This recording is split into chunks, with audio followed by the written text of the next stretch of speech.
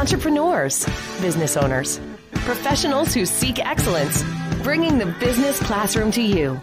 It's the Business Builders Show. Here's Marty Wolf. We still got a long way to go. Yes, we all got a long way to go. Welcome to the Business Builders Show with Marty Wolf, the show for entrepreneurs, business owners, and business leaders.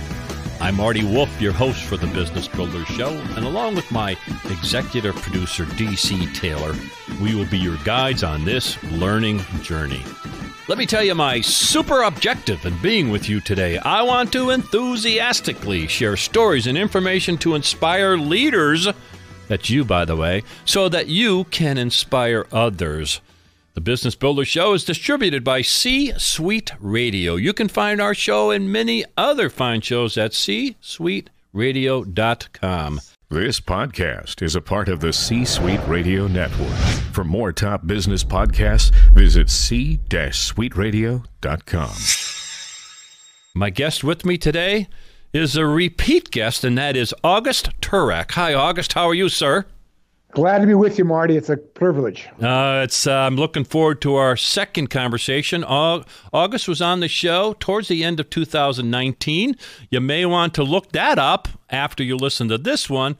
And if you just simply Google Business Builders Show and August Turak, T-U-R-A-K, you will find the first show that he did with us. August Turak is an award-winning author, speaker, consultant, and contributor for Forbes.com and the BBC. August is also the founder of the spiritual and educational nonprofit, the Self-Knowledge Symposium Foundation.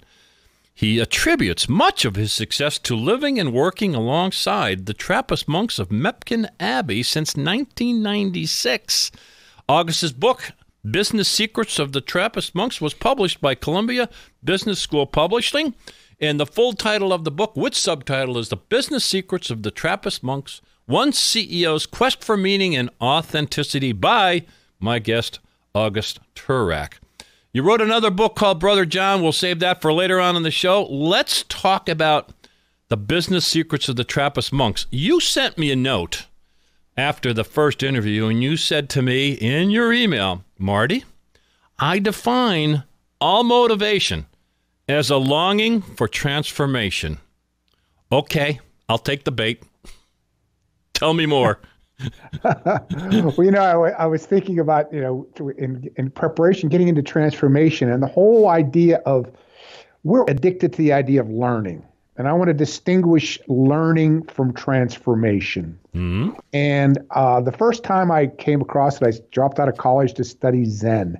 And my old Zen teacher used to say, you cannot learn the truth, you must become the truth. And then later on, I had an incredible mentor, Louis R. Mobley, the founder and first director of the IBM Executive School from 1956 to 1966. And for you youngsters out there who don't remember, I don't really remember either, but the 1960s and 70s was when IBM was the premier number one corporation in the world. Mm-hmm. And everybody was trying to emulate IBM back in those days. And Louis R. Mobley churned out all the executives that did that.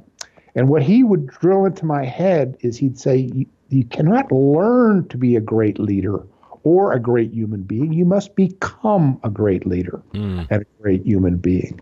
And he said that what he was doing at the IBM Executive School was a revolution in consciousness, a transformational experience. So I came up through this whole idea of becoming rather than just learning. And I'm not trying to denigrate the value of learning, of course. I'm a compulsive reader since I was third grade. I love to learn. Mm-hmm. But the most important things in life are things we must become. These are the character issues, et cetera. And so when I was thinking, writing my book, Business Secrets of the Trappist Monks, I said, okay, all motivation can be called a longing for transformation. An acorn doesn't learn to be an oak. It must become, it must be transformed from a seed into a mighty oak, right? And so and the caterpillar doesn't learn to be a butterfly. It's transformed into a butterfly. And so all of life is this longing for a transformation. Life transforms from life into death, and back into life again. These are transformational movements. So if we want to be great, if we want to have great companies, if we want to motivate people, if you really want to motivate people, you offer them an opportunity for transformation. And what I define is there's three, although we're all longing for transformation, there's three kinds of transformation. And when a hungry man, when a thirsty man drinks, he transforms his condition. When a poor man hits the lottery, he has transformed his circumstances. But when Mr. Scrooge wakes up on Christmas morning an utterly new man, he has experienced a transformation of being. This is a transformation of being. And whether we realize it or not, and I love being dogmatic, because you're not allowed to be dogmatic these days. So I'm extremely dogmatic. And I said, we're all longing for this transformation of being. And the purpose of life, which gets into my second book, The Brother John, which is about the purpose of life. Right. The purpose of all of our lives is to be transformed, to have a transformation of being. Okay. Where did this yearning come from? What inspired you? Did you have the aha moment? In other words, I want to give folks, and I want to hear it again. Where did this come from?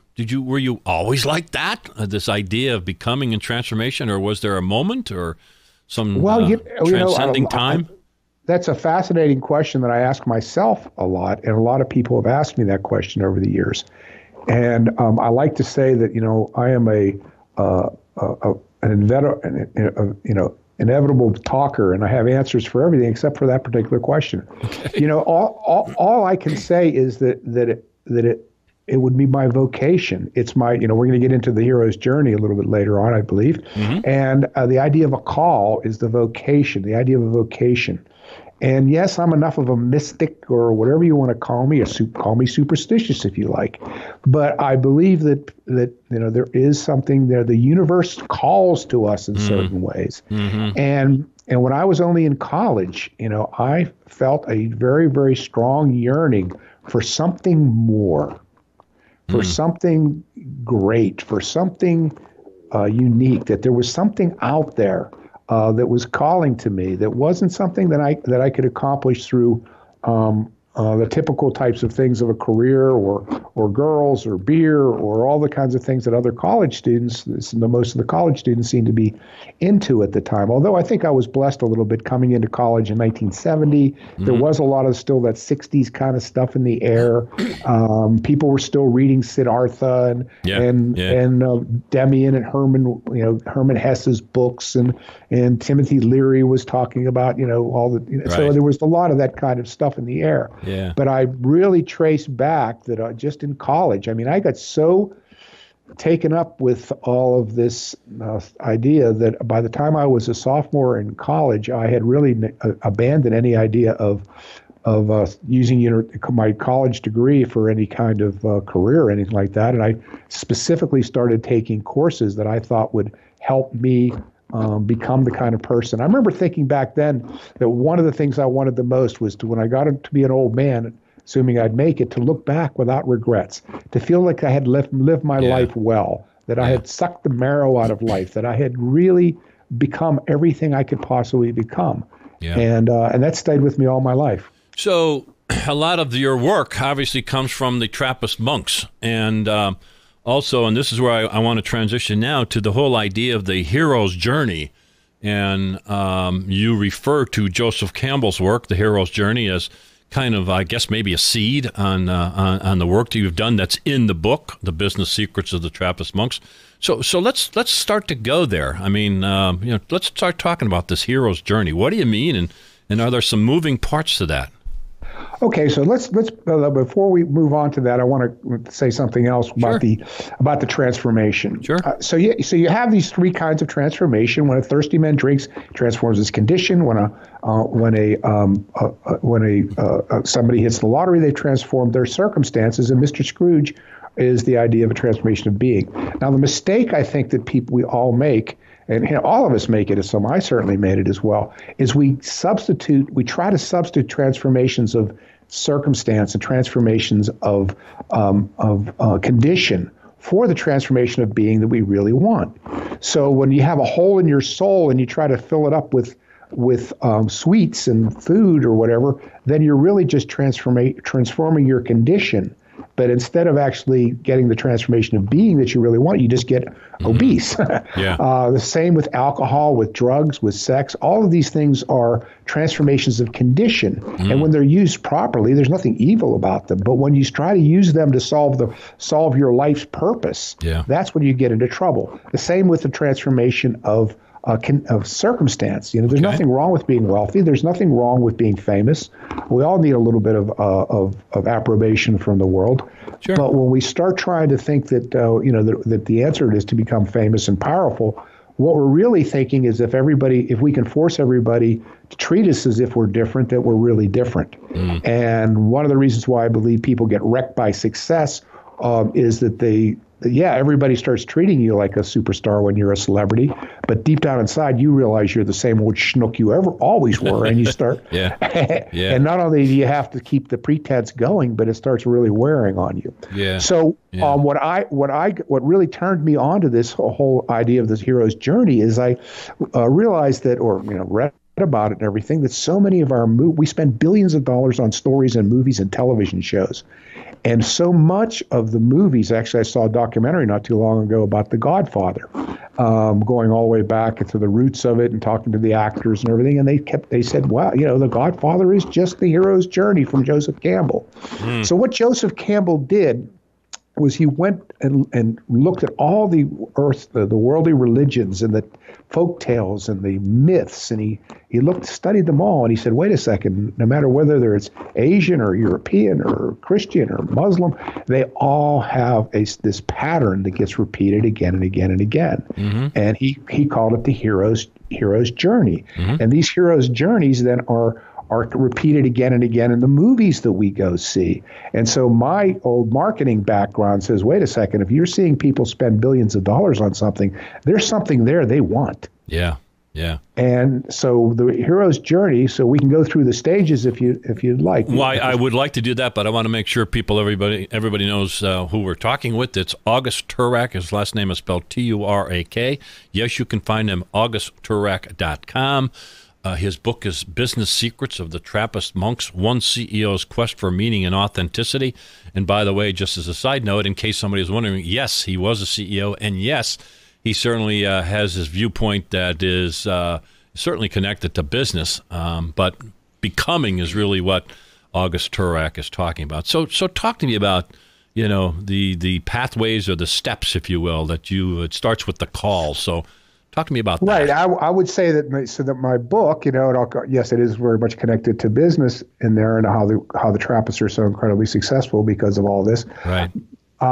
But what I'm really doing here is, first of all, making an argument for the fact that what you really want out of your life, and by the way, what companies really want is this transformation of being. And now we're getting to the hero's journey, which is the process by which a being gets transformed.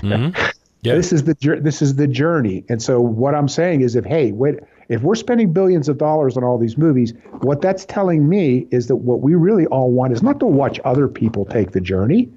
We really deep down inside want to take the journey ourselves. And I think if you're careful, a lot of times, and I've noticed this in myself years ago, you go to one of these movies, you get really, really excited, you follow the whole story, and at the end, you kind of go out and you sit in your car and you're kind of a little bit let down.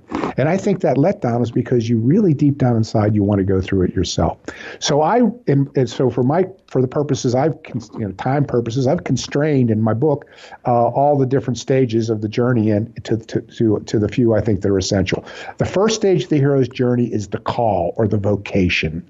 The classic story here is the burning bush calling to Moses. Mm-hmm. And the hero gets called to leave the ordinary, trivial BS behind and do something with his life.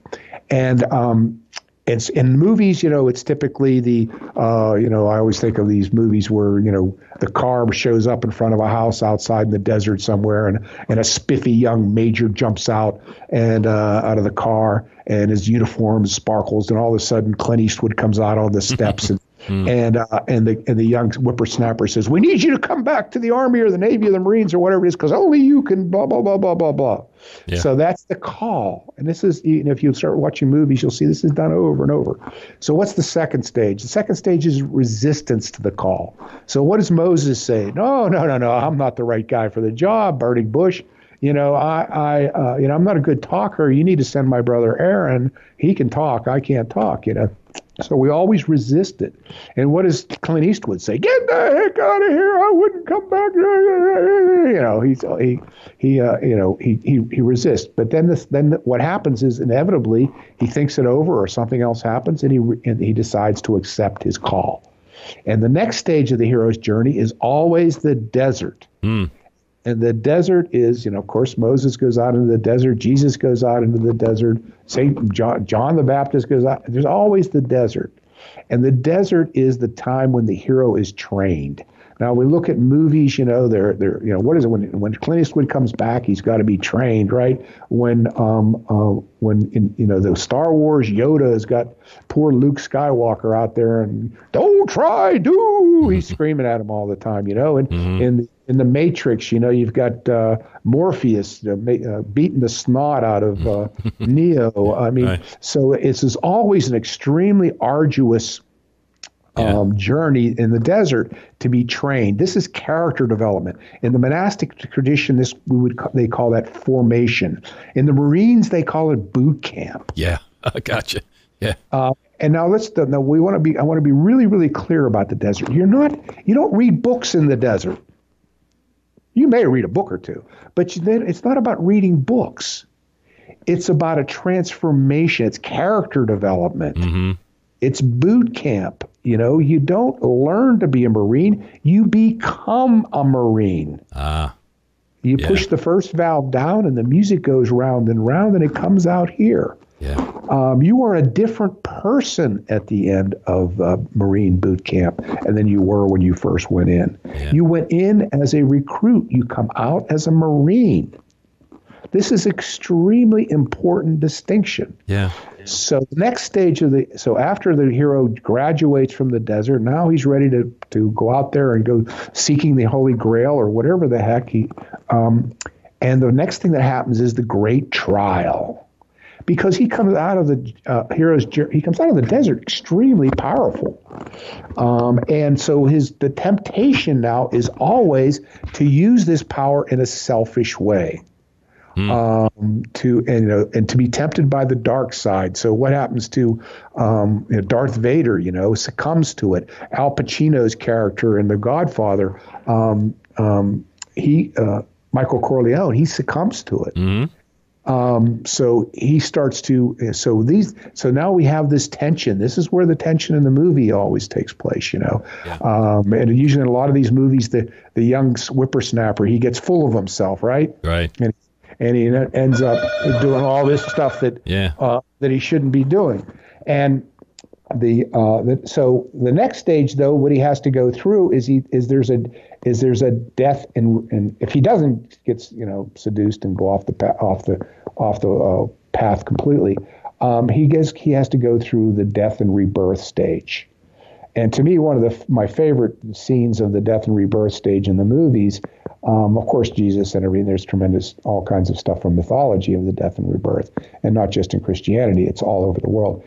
But my favorite in the movies is in Neo's case in The Matrix, because what happens there is he's fighting Mr. Smith. He's using all of the power, the individual and personal power that he's taken from his training with Morpheus, but it's not enough. And Mr. Smith, the evil guy, basically kills him. Mm-hmm. But he's connected by a phone line from the Matrix, which is illusion, back to reality to his beloved. And her name just happens to be Trinity. The symbology there should be pretty obvious, although most people don't seem to notice it. Right. So Trinity is connected to him by a phone line. Well, this phone line is not a phone line, it's grace. She is in reality, which is basically heaven. He is on earth, which is illusion. And she's connected to him through love, and the personification of wisdom and love is almost always female, even in the Bible. Mm-hmm. And so she pumps the grace down to him, and based on the fact that he finally surrenders the idea that he can selfishly do this by himself, he is reborn. He transforms. He rises back up, and he kicks the snot out of Agent Smith. Mm-hmm. So this is the death and rebirth stage of the hero's journey. Now, the final stage of the hero's journey then is the return to help others. And maybe I'm dating myself. These movies are getting old, but I love the return to help others stage in The Devil Wears Prada is a classic movie based on the hero's journey. Yeah. But at the very end of the movie, she's walking up Fifth Avenue. And the first thing she does is she calls her friend and gives away all of her clothing. Yeah. She accumulated in the fashion industry all this super expensive clothing, and she gives it away. Well, what does a monk do? He renounces his clothing, right? Yeah. He accepts his habit. So she is returned. She's no longer needs any of that. Yeah. And the next thing she does is run into Meryl Streep. And Meryl Streep is her teacher, her guru, who made life so miserable for her, And our teachers always make life miserable for us. Right. And we love that idea in the abstract, but when it actually becomes a teacher, then we don't want to put up with it. Yeah. And then she finally, you find her going on with her life with this radiant, and she actually nods to her teacher and gives her a little smile and everything. And once Meryl Streep gets in the limousine, she gives a little smile. In other words, that's like the Zen master who gives you what they call Inca. They call it in Zen, they call it Inca, when the master finally says, "You done good, kid. You graduated," right? Yeah, yeah. And now she's on her way at the very end of the movie to help other people on their journey. And this is why it's so uplifting at the end. We sense that even though she doesn't come right out and say it. Yeah. So